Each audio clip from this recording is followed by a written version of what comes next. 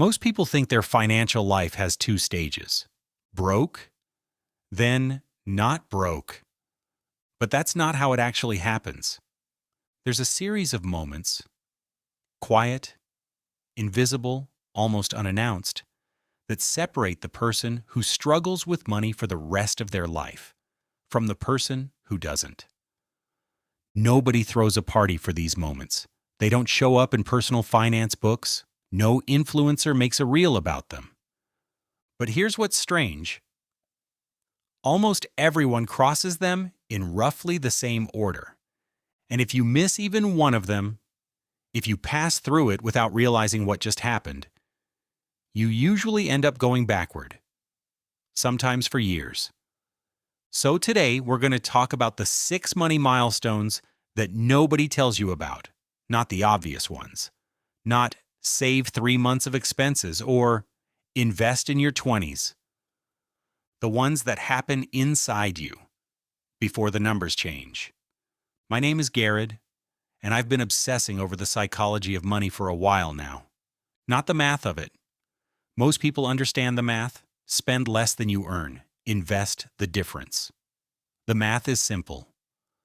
What I keep coming back to is why people who know the math still don't do it, and what finally changes when they do.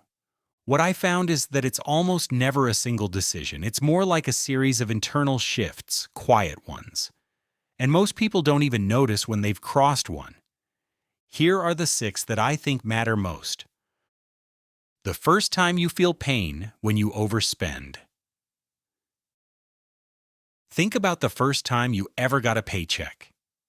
What did you do with it? Most of us spent it. Not all of it, maybe, but most of it. And it felt fine. It felt like that's what money was for. You earned it. You enjoyed it. Simple transaction. Now think about a time, somewhere after that, when you spent money on something and immediately felt a little sick about it. Not broke sick, not I can't pay rent sick, just a quiet, hollow feeling, like you'd given something away that you couldn't get back. That moment, that's milestone 1. It's the first time your brain starts treating money as a resource with future value, not just a current object. Before this milestone, spending feels neutral, even good. It's just converting money into experience. After this milestone, spending has weight. You start doing the invisible math. If I didn't spend this, what could it become? Here's what's interesting. Most people never connect that feeling to a shift in mindset. They just feel vaguely guilty. They think something's wrong with them. They call it anxiety. But it's not anxiety. It's the first sign of financial awareness activating. The problem is what people do with it. Most people suppress the feeling. They buy something else to cover it. Or they convince themselves the purchase was justified. The people who actually move forward, they get curious about the feeling instead of running from it. Here's the strange part. This milestone has nothing to do with how much money you have. People with high salaries sometimes never cross it. People living paycheck to paycheck sometimes cross it early. It's not about the number. It's about what you start to see when you look at a dollar. The first time you realize you're not behind, you're just comparing wrong.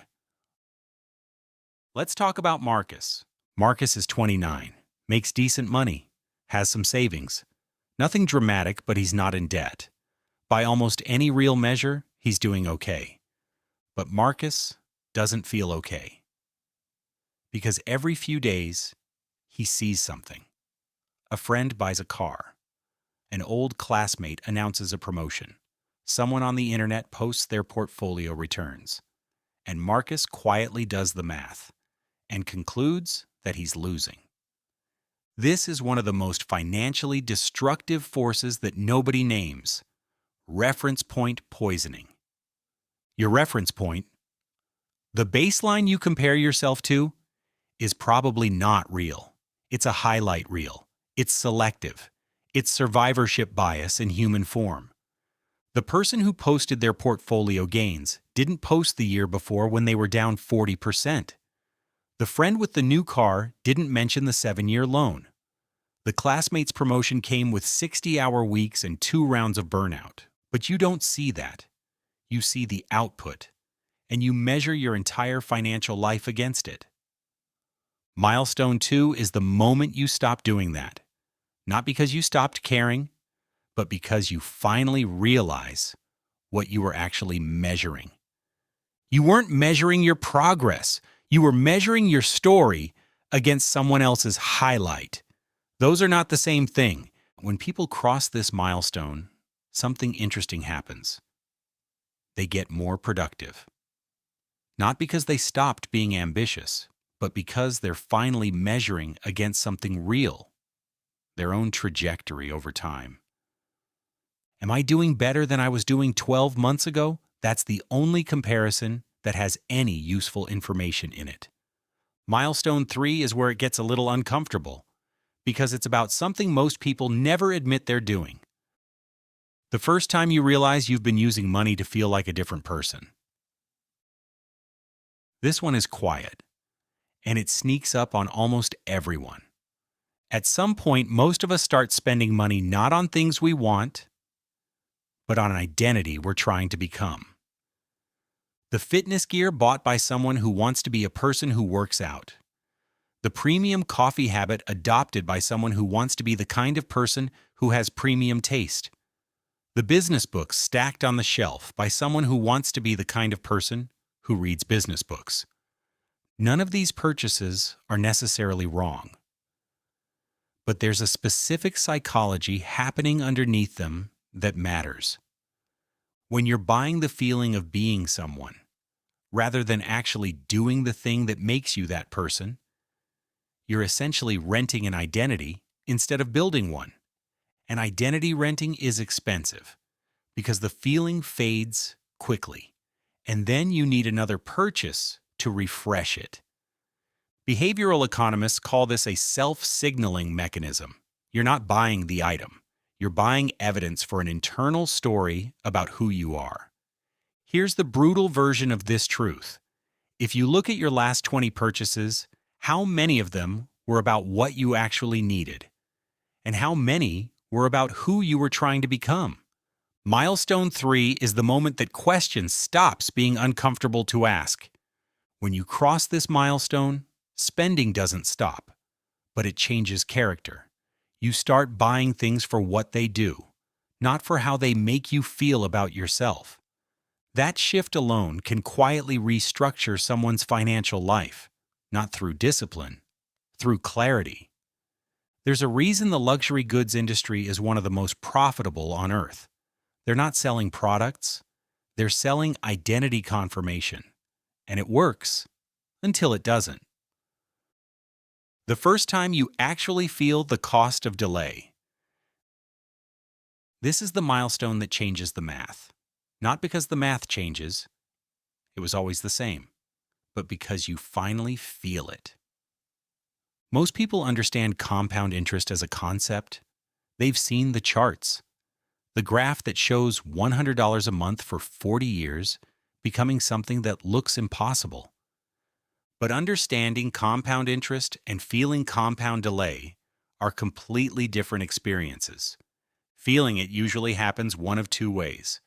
The first way, you watch someone else arrive, a family member, an old friend, someone who started earlier and quietly did the boring thing for a long time.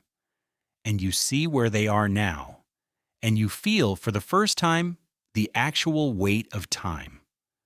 The second way, you look back at a period when you could have started but didn't. Not because anything stopped you, just because it never felt urgent. And you do the math on what that delay actually cost you. Either way, something shifts. Before milestone 4, starting later always feels acceptable. There's always a reason to wait. The timing's not right. You'll do it when you're more stable, when you earn a little more, when life settles down. After milestone 4, later has a price tag attached to it. Not a theoretical one, a felt one. And here's the counterintuitive thing. People who cross this milestone don't become panicked. They don't spiral into guilt about lost time. Most of them become calm, almost immediate calm, because the decision becomes simple. The fog of someday burns off. There's no perfect time. There's now, and now always beats later. The next milestone is one that almost nobody talks about because it feels wrong to admit it happens, but it happens to almost everyone who gets financially stable. The first time you feel guilty about having more. This is the one that surprised me the most when I started noticing it. When most people imagine getting financially stable, they imagine relief. And there is relief. But for a lot of people, something else shows up alongside it. Something nobody warned them about. Guilt. Not crushing guilt, not life-stopping guilt, but a quiet, persistent discomfort that shows up when they buy something comfortable, when they take a good trip, when they say no to lending money to someone they care about. This is what psychologists sometimes call survivor guilt applied to money. You made it out of a financial situation that other people you love are still inside. And comfort, somehow, starts to feel like betrayal. What this milestone does to people who don't cross it cleanly, it sabotages them. Some people unconsciously self-destruct. They find ways to lose the money, not on purpose, but the guilt makes holding on to it psychologically difficult. Some people give it away compulsively, not generously, but anxiously, funding lifestyle choices for others because saying no feels like abandonment. Some people shrink. They earn more but stay small. They downplay their progress. They avoid the identity of someone who's doing well because it feels like it creates distance from the people they love. Crossing milestone 5 isn't about becoming cold or selfish. It's about recognizing that your financial stability is not a betrayal of anyone. It doesn't subtract from the people you love. It doesn't need to be hidden. Your security doesn't take anything from anyone. And the people you most want to help, you can do a lot more for them from a stable position than from a guilty one. There's an old concept in aviation. You have to put on your own oxygen mask before helping the person next to you. It's not selfishness. It's physics. You can't help someone if you've passed out. The same logic applies here. The first time you realize the goal was never the number. This is the last one, and maybe the most important. At some point in almost every financially focused person's life, there's a moment of strange disorientation. They hit a number they once thought would feel like a rival, and it doesn't feel like a rival. Maybe it's a savings balance, a salary threshold, an investment target, a debt-free moment. Whatever the number was, they expected it to feel like something, and it does feel like something, but not what they thought. Because here's what nobody tells you. The number was never actually the goal. The number was a proxy for a feeling. And the feeling was never really about the number. The feeling was about freedom from anxiety, about having options, about the ability to make decisions from a position of stability rather than desperation. And here's the strange thing. The people who understand that distinction before they reach the number tend to reach the number faster, and the people who only realize it after tend to feel lost for a while when they get there. Because if the goal was financial freedom, but you defined freedom as a specific dollar amount, you've set yourself up for a milestone that feels hollow at the finish line. But if you defined it correctly, if freedom means the ability to say no when you need to work on things that matter, to not make fear-based decisions, then the milestones along the way all feel like wins. The goal was always the quality of choices you get to make, not the size of the account. When you cross this milestone, something interesting happens with motivation. It doesn't disappear. It actually clarifies. because now you're building towards something real, not toward a number that keeps moving. So where does this leave you? These 6 milestones aren't items on a checklist. You don't check one off and move to the next. Most people cross them in a rough order, but life isn't linear. What matters is whether you've actually crossed them or just passed through them without noticing. So here's a simple audit, not a spreadsheet, not a budget review. Just sit with these 6 questions. 1. When you overspend, do you feel it? Not guilt, but awareness? Do you know what that feeling is trying to tell you? 2. Is your financial benchmark real? Are you measuring your progress against your own past or against someone else's curated present? 3. Look at your spending patterns. How much of it is building your life? How much of it is renting an identity you haven't fully committed to becoming? 4. Have you actually felt the cost of delay? Not understood it. Felt it. Because that's what makes the decision real. 5. If you're doing well, do you carry guilt about it? And is that guilt quietly influencing decisions in ways you haven't acknowledged? 6. Do you know what you're actually building toward? Not the number, the life that the number represents. One honest answer to any one of these questions is worth more than 100 financial tips. The reason these milestones don't get talked about is that they're not photogenic. There's no dashboard to screenshot, no number to announce, no highlight reel. They happen in quiet moments. A decision you make differently than you used to. A feeling you recognize for the first time. A comparison you stop making. But they're the ones that actually move the needle.